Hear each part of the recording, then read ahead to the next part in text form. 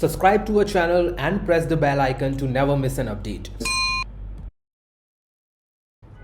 Join the only official Telegram channel of Rao's IAS Study Circle to get relevant material and important updates. Hello everyone and welcome to the discussion on the explained section of Indian Express newspaper, where we will take up all those articles which are relevant for the UPSC preparation, however have not been covered under the Daily News Simplified initiative.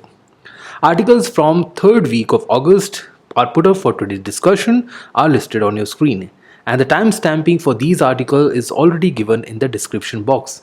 So let us begin with the first article itself. This article of Indian Express Explained section was published on 19th of August 2021 and takes a focus towards the fortification of food crops. Prime Minister Mr. Narendra Modi on 15th of August decided and declared that Government of India will focus on fortification of major food crops. And the most important food crop which was included in this program was rice. Rice is the staple crop of India, and more than 50 crore people in the country consume rice on daily purpose.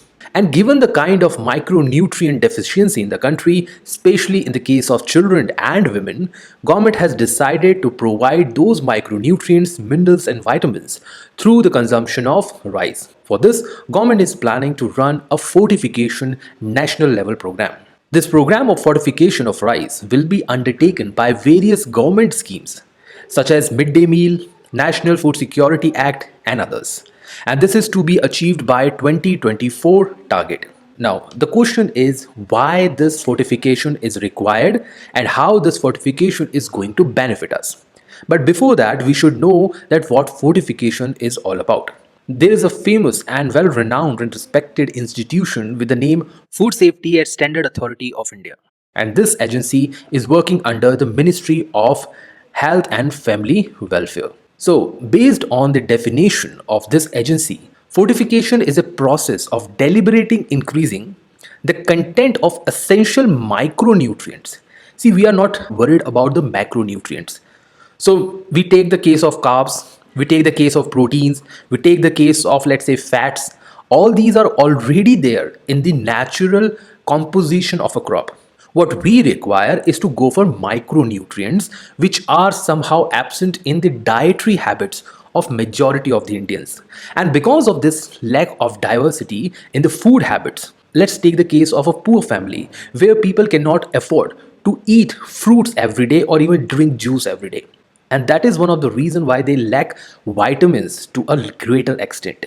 And lack of vitamins and the micronutrients, especially at the young age of a child, can create long-lasting disease and vulnerability to the disease of a particular child. And that is the reason why Government of India is focusing on bringing that kind of fortification of the rice. And through this, government will be able to target the majority of the population in the country with fortification of micronutrients. So it is a deliberate increasing of essential micronutrients in a food so as to improve the nutritional quality of food. And the second objective is to provide health benefits with minimum risk to health. We can take supplement vitamins. We have tablets in the market through pharmacy.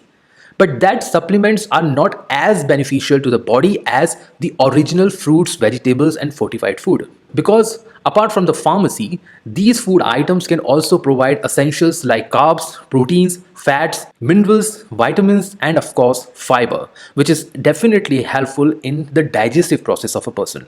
And better digestion process also help in keeping a person more healthy than others.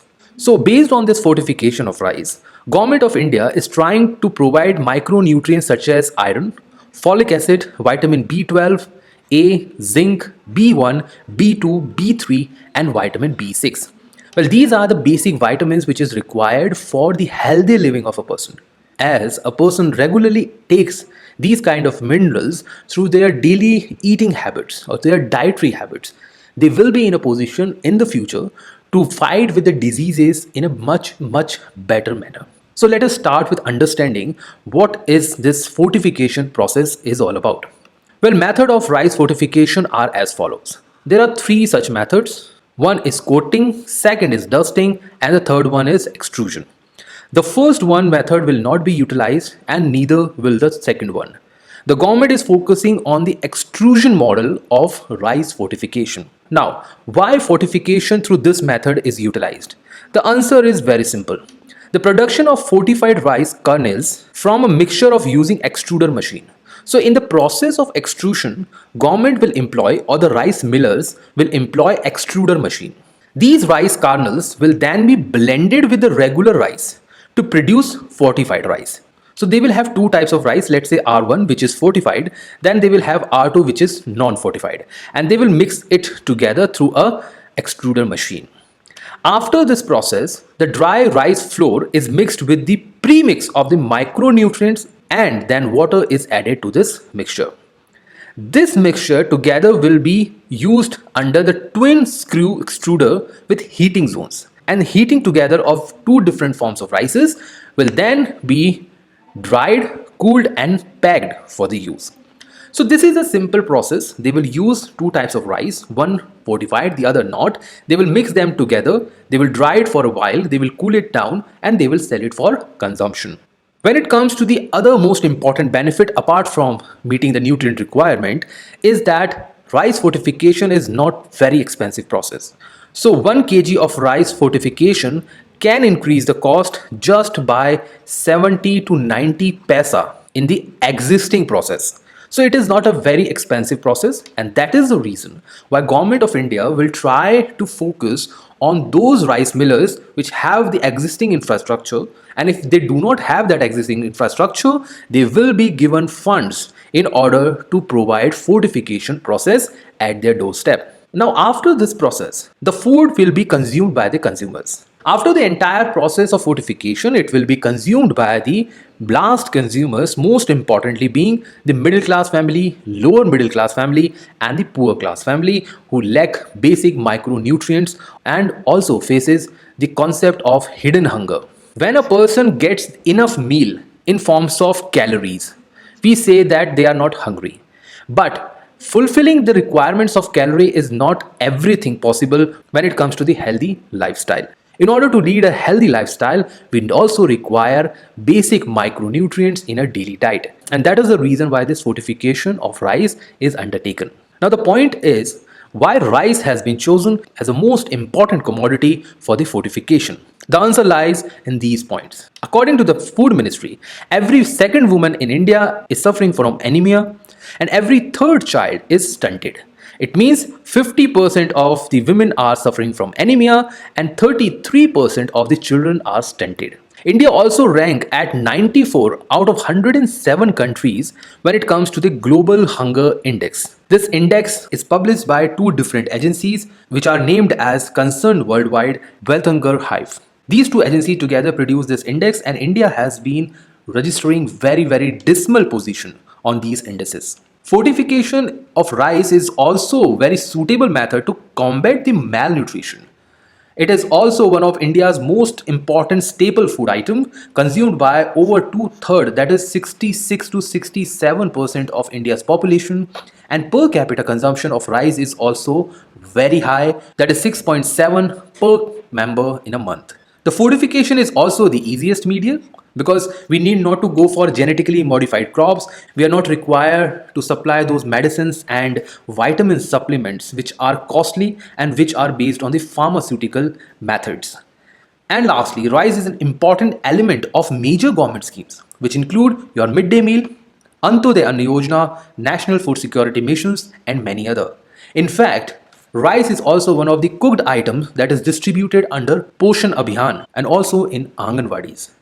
So given the importance of rice in the country like India, rice fortification can help Government of India to meet its target to achieve the best results on eliminating the hidden hunger. With this importance in mind, let us look into what this fortified rice will look like. Well, the fortified rice will be packed in jute bags with +F. This logo can also be asked by UPSC in the prelims examination, where they can say that +F is an important logo associated with what? In that you will say that it is associated with the fortification items or food items. Apart from this logo, the important nutrients which are provided in the fortification will also be made mandatory as printed on the packet. In 2019 and 20, the same ministry, which is responsible for these programs, has launched a centrally sponsored pilot scheme for the fortification of rice and its distribution under public distribution system. For 3 years, that is up to 2022, in 15 districts of 15 states. We need not to remember the names of the states. The one important thing which we need to remember is all these states are very high when it comes to the consumption of rice. As you must have seen in the geography NCRTs of 11th and 12th, that rice is mostly grown in the eastern, northeastern, and southern states of India. And if you go through these following states, you will find that they have a very high consumption of rice, and if not, they are the state where stunted population is very high. So keeping these two focuses in their programming, government launched this scheme way back in 2019, but on the pilot platform. Now they want to extend it to all the states, to all important government schemes where food can be distributed through fortification process. So, going after the entire discussion, let us look into the important question which is attached to this article. So read this question carefully and answer in the comment box. Let us move to the next article for the day. This article was published on 20th of August 2021 in Indian Express Explained section. This article actually talks about the unfortunate incident which took place in the city of Lahore in Pakistan. The statue of Ranjit Singh, who was the very famous ruler of Sikh Empire, was vandalized in Lahore Fort. This article actually talks about anti-religious element and also talks about non-tolerance policy of people in Pakistan. It also has some political and international relations ramification. However, we will not discuss about those political and socio-religious elements. We will discuss more in the context of modern history of India. When it comes to the importance of this article from the UPSC perspective, well, from both prelims and the mains examination, we need to know about the important personalities of Indian history. UPSC has asked questions on Mahatma Gandhi. They've asked questions on Jawaharlal Nehru, Bhim Rao Ambedkar, personalities related to 1857 revolts, members of Indian National Congress, and other freedom fighters. So there is no element of surprise that they may or may not ask about Ranjit Singh. So we need to read about Ranjit Singh in more detail. That who was Ranjit Singh, why he was famous, and what was his contribution to the modern Indian history. So let's start with the first one. Who was Maharaja Ranjit Singh? Well, Maharaja Ranjit Singh was actually born in 1780 in Gujranwala, which is now situated in the state of Pakistan. He was the founder of really consolidated Sikh rule in Punjab. And Punjab here does not mean the existing Punjab of India, it also includes the Punjab of Pakistan. Ranjit Singh was himself associated with the ruling powerful chieftains of different territories in the powerful Punjab. These territories under the small rulers were known as misls. His father was one of the leader of Sukhar Chakia misl in Punjab. And after the death of his father, he became the ruler of this misl. However, he was not happy with this small area and the loose political consolidation of Punjab Empire. So what he did, he overthrew many of the misl, consolidated many others, and unified all of them under a Sikh empire. After that, he was given the title of Lion of Punjab. Well, these are the important factual information which can help you to eliminate in the prelims examination. And the reason for giving this title was that he defended the city of Lahore from the Afghan invaders.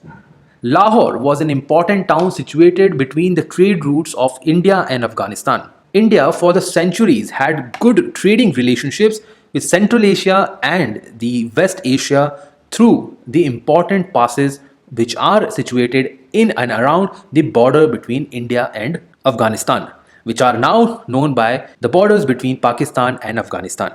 So all those areas which were above the current state of Rajasthan, which included your Punjab, Himachal Pradesh, Jammu and Kashmir, and many of the states of Pakistan were under the direct rule of Maharaja Ranjit Singh. In 1801, he was declared as the Maharaja of Punjab. Maharaja here is not a single word or a simple title. It means King of Kings. Who were these kings? They were the local rulers of different misls, and they were consolidated under a unified Sikh empire by Ranjit Singh. However, this cannot continue for long. After the death of Ranjit Singh and because of the Second Anglo-Sikh War, the Punjab province went into the hand and direct administrative control of the British East India Company. Before 1858, India was under the rule of East India Company, and after 1858, the Crown rule began. So given all these situation, now we will be in a position to understand the basic life and events of Maharaja Ranjit Singh and why he was famous. Now let us look into the major contribution of Ranjit Singh towards the modern Indian history. We have different elements here. The first one being your military. He had the most advanced indigenous army of Asia, which was named as Khalsa. You should not confuse this Khalsa with that of the other Sikh leaders and gurus such as Guru Gobind Singh. That Khalsa was created on different objective of protecting the religious sanctity of Sikhs. He also employed many European men in his army in order to understand the international practices, advanced warfare, and the tactics which was used by the Europeans in order to consolidate their empire. As you know, 19th century was well known for the upheaval and rise of different nation states when it comes to the Europe. We have the case of unification of Germany, we have the last revolution of France, we also have unification of Italy and wars between the Central European nations. So learning from that, he employed many European men to consolidate and solidify his army control. He also established many cannon foundries, gunpowder, and of course arms factory. Now the question here is, who actually founded or who actually brought cannons in the warfare of India? This question was also asked by the UPSC in the previous prelim examination. I will just give you one hint that he was a Mughal ruler who utilized cannons to win wars. If you know the answer, you can definitely comment in the comment box. His empire was a very large one given the rule of the British Empire. His empire was trans-regional empire. It had all the previously held Mughal provinces of Lahore and Multan and also had areas under control up to Kabul, Peshawar, and in fact Ladakh and Khyber Pass. When it comes to the legacy, like many important and great leaders including your Ashoka, Akbar, Ranjit Singh was also known for being just and secular ruler. He had Hindus and Muslims who were part of his darbar. Well, darbar here means royal court, and these kind of local language words, which may be Urdu, which may be Sanskrit based, which may be Hindi, can be asked and have been asked by the UPSC in the prelim examination. So whenever you read these kind of words, put special attention in understanding the logic behind them. He also transformed the Harmandir Sahib at Amritsar into the Golden Temple. So Golden Temple from its beginning was not in the same color. It was done during the reign of Ranjit Singh. To your surprise, Ranjit Singh also donated gold to the Kashi Vishwanath temple in Banaras or Varanasi. Well, the reason for telling you this important information is that UPSC has been asking questions related to the architectural features of a particular place. They've asked questions on Buland Darwaza and Fatehpur Sikri. They've asked questions also related to the Muslim empires in the area of Awadh and Lucknow. So they can also ask these kind of questions in the prelim examination. So keep special focus on that. When it comes to the international recognition, his throne is available for display in Victoria and Albert Museum of London. And he has also become a great historical leader when it comes to the Sikhs who are living across the world.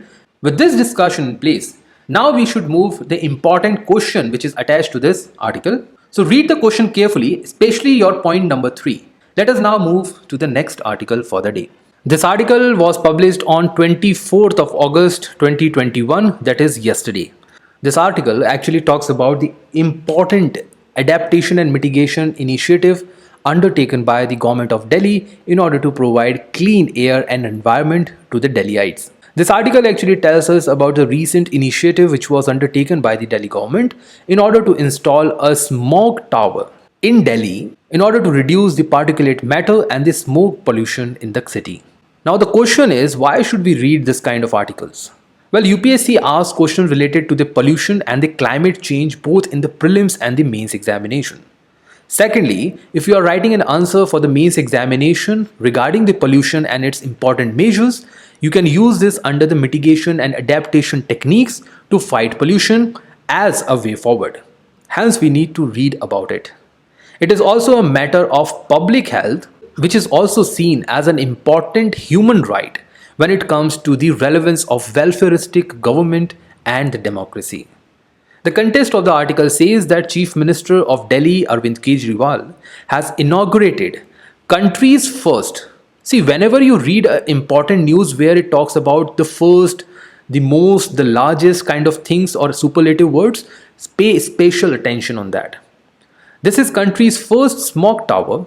It is like an experimental setup which is worth 20 crore rupees, and it will purify air in and around a radius of 1 kilometer. Now, what we should remember from this article, that what is a smoke tower, how India's smoke tower is different from those of Chinese towers, and what are the smog guns.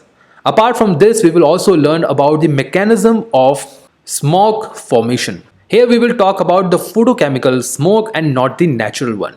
Well, when it comes to the natural one, we already know it mostly occurs in the months of winters, where there is a formation of fog due to low temperature, which combines with the smoke in the air.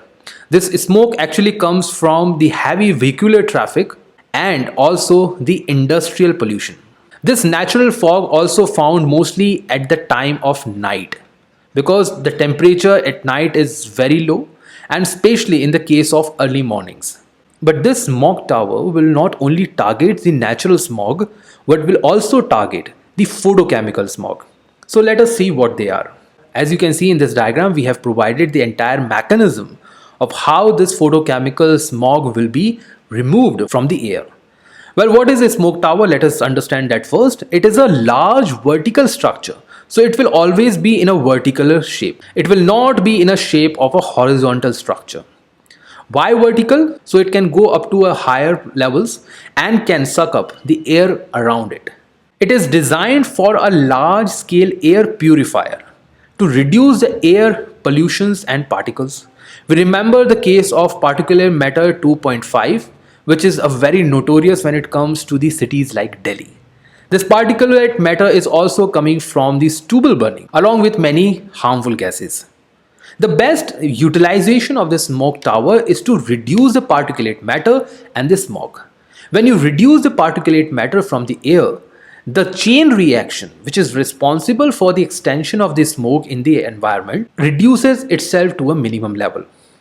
The powerful motors and the exhaust fans which are utilized in this can suck up the polluted air and can generate about 13 lakh cubic meter of clean air per hour, which is a very good sign. This kind of smoke towers will utilize highly effective particulate air cleaner that can clean up to 99.99% of a particulate matter which is present in the air and can provide us clean air to breathe. As you can see from this diagram, the upper part of the smoke tower is also known as the vacuumer. It will suck up the air around it. The middle part is nothing but act as a filter where polluted air will pass through. It will get clean from these kind of filters, and the clean air will be spread out using this exhaust fans. Now the point is, why and how we are saying that it is different from those which are utilized in China.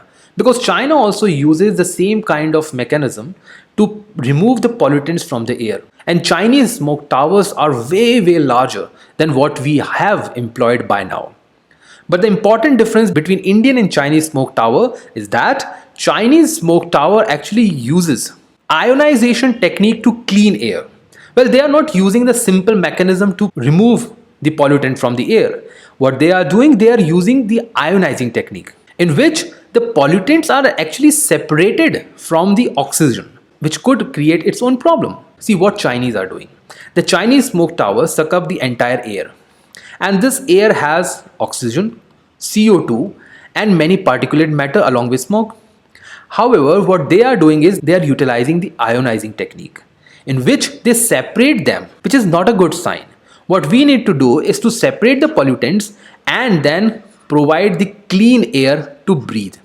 So given this discussion in mind, let us understand what is anti-smog guns, the another method to reduce the smog pollution, and what smog is all about. Well, photochemical smog is created through this entire complex procedure. Now let us understand how. First of all, the word is photo and chemical. Smog, I have already told you, is nothing but a culmination of fog and smoke. But how it is created in the photochemical manner? Photo here simply means light, and chemical, we all know, are nothing but the chemical reactions that we see in and around the environment. The light which we are talking about here is the solar radiation. In the presence of solar radiation, when water droplets mixes with the nitrogen dioxide, there is a creation of nitric oxide along with a single atom oxygen. This atom oxygen, when combined with the molecular oxygen available in the environment, produces the ozone around the surface of the earth, which is a very, very toxic pollutant. Apart from this, the important things which also play their role are volatile organic compounds, which include your PANs, aldehydes, and many others hydrocarbons. They also play their important role in reacting and creating this photochemical smog. So, what do we require? We require NO2, we require sunlight because we need photo elements. We also required hydrocarbons and we also require volatile organic compound.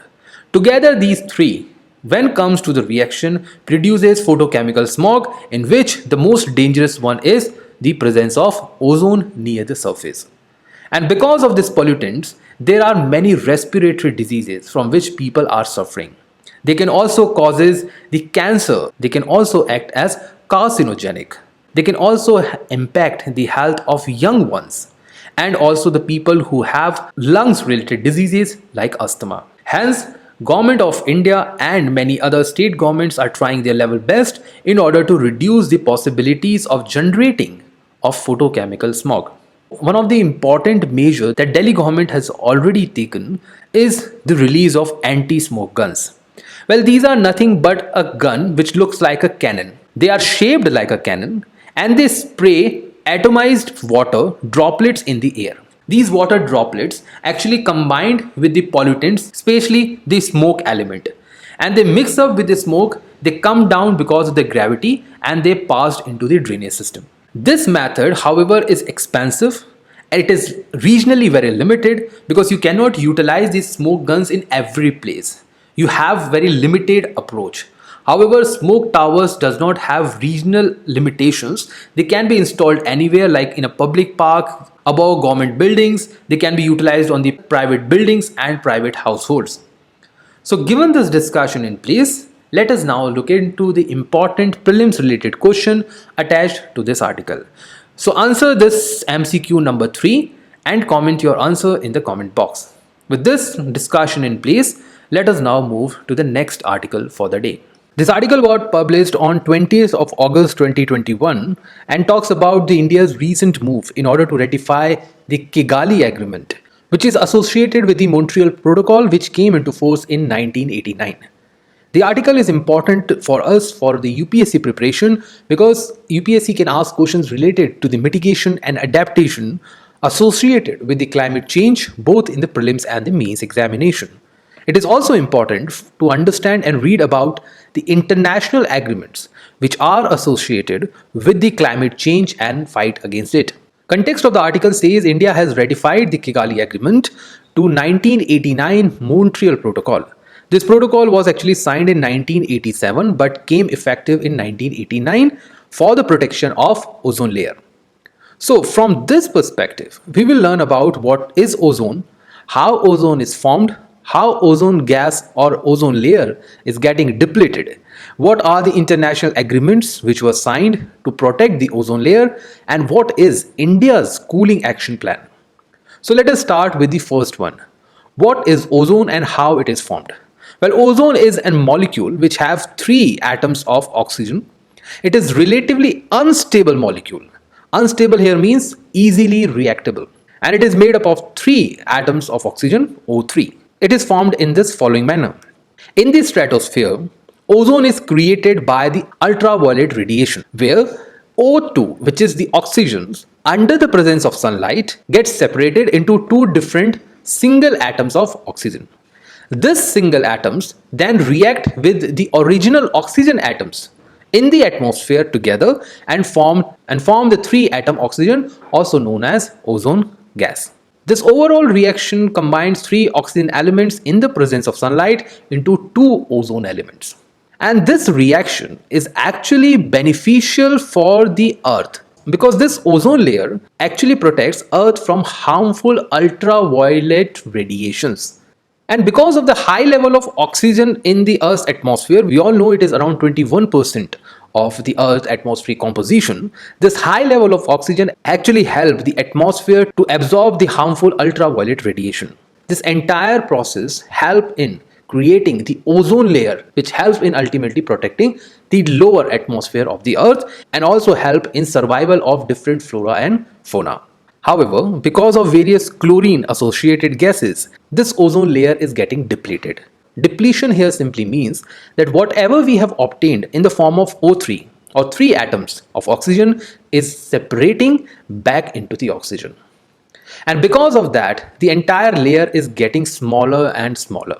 Ozone depletion is nothing but loss of ozone, which is exceeding its creation. It simply means if 10 units of ozone is getting depleted, then only 8 units of ozone is getting back or is reforming in the upper atmosphere. So this balance of -2 is actually the real cause of concern. Now, how this ozone is getting depleted? The most important reason being chlorofluorocarbons, which have elements of chlorine, fluorine and carbon in the upper atmosphere of stratosphere layer. If you have read about the NCRTs of 11th and 12th geography, you are well aware of these layers of the atmosphere. So based on that classification, we come across the fact that beneficial ozone lies in the stratosphere. These CFC elements or chlorofluorocarbon elements are extremely stable. These chlorofluorocarbons do not react easily with other chemicals, especially in the lower atmosphere. But when they are mixed with air currents, these harmful gases reaches the stratosphere or upper stratosphere. And in the presence of ultraviolet radiations, these CFC can releases the chlorine atom. As you can see, the chlorofluorocarbon under the presence of ultraviolet radiation releases a single chlorine atom. This single chlorine atom then goes and react with the ozone. This reaction of the ozone actually gives us two byproducts, one being your chloromonoxide and the other being your oxygen. And we all know that presence of this oxygen element is not at all beneficial to trap the ultraviolet radiation, which we have seen previously during the formation of ozone. After some time, this chlorine monoxide again gets distributed between single chlorine atom. And we know from this discussion the single chlorine atom will further react to the ozone, and this process will go on and on and on and will destroy more and more ozone in the atmosphere. And that is the reason why scientists have tried to replace the CFCs with other elements. However, other elements turned out to be more harmful when it comes to the global warming. Many scientists has recommended to replace CFCs with that of hydrofluorocarbons. In this, we do not have element of chlorine. However, this turned out to be very good when it comes to the depletion of the ozone layer because it was not involved in breaking down of the ozone layer. But unfortunately, this hydrofluorocarbon became an element of high potential of greenhouse gas. And because of this, hydrofluorocarbon became a greenhouse gas and started trapping more heat in the lower atmosphere. And that was the reason why we had Montreal Protocol and then the Kigali Amendment. Now let us see what are the basic health and environmental effects of ozone layer depletion. Well, when it comes to the human health, UV radiation which reaches because of the depletion of the ozone layer can cause non-melanoma skin cancer and also the cataracts in the human eye. It can also cause stunted growth in the plants. When it comes to the marine organism, it can cause and affect the orientation of the marine organisms and their mobility, which definitely impact the entire food chain of the marine ecosystem. It can also alter both sources and the sink of greenhouse gases, because as the number of these kind of gases increases in the atmosphere, they will definitely trap more heat, and more heat will definitely changes or alter the composition of the gases on the planet, especially gases such as carbon dioxide and carbon monoxide. And lastly, when it comes to the important materials like polymers, biopolymers, as well as material of commercial interest, They all can be affected by the UV radiation. In order to remove all these harmful effects, the international community came together in 1985 with the Vienna Convention, in which they pledged to protect the ozone layer from depletion. In these conventions, countries did not target it or did not came up with any particular target to reduce the harmful gases. In this, actually, they did not even come up with number of gases which should be phased out. However, this Vienna Convention by 2009, along with the Montreal Protocol, became the first treaty in the history of United Nations to achieve universal ratification. It means all the members of United Nations have ratified this convention and the treaties followed by it. In order to come up with important names of the gases and what should be the ideal cutoff in order to remove the harmful gases from the ozone layer, Montreal Protocol in 1987 was signed. Well, conventions and protocols are nothing but the agreements, formal agreements. However, protocol remains less formal than the convention. Conventions are the agreements which are signed under the important international organization. We have conventions on human rights, we have conventions of human trafficking, we have conventions on organized crimes and many others. The Montreal Protocol actually aimed to reduce the production and consumption of ozone depleting substances. In this, the best substances which they targeted was CFC. As a result, many scientists suggested to phase out the CFC and replace it with hydrofluorocarbon. But as we have discussed, hydrofluorocarbon became the biggest challenge for the new millennium because it became responsible for global warming issue. Hydrofluorocarbon has very high global warming potential. Hydrofluorocarbon is far more dangerous in trapping the heat coming from the solar radiation. Hence, it becomes a matter of concern. So what they did, in 2016, members who have signed the protocol came together to include hydrofluorocarbons and in different forms in the list of substances which were listed out in the Montreal Protocol. So now what they have done is that they have extended the list. They have included more items in the list which already was there in the Montreal Protocol. The aim of the Kigali Agreement was simple: bring down the current level of HFC by 85%. In this amendment, actually, the important feature was that different nations were given different targets and timelines to phase out the HFCs. India was supposed to achieve this by 2047 because of the different cost consideration, uses, and of course being a developing nation. The developed nations had a target of 2036, China had a target of 2045. If hydrofluorocarbon is easily phased out, it can help us to prevent the global warming by 0.5 degrees Celsius. And because of that, nations across the world are trying their level best in order to reduce the emission of HFCs along with the CFCs. When it comes to the challenge, the most important challenge when it comes to the phasing out of HFC or SCFCs is the cost. Alternatives to the HFCs are not available at lower cost.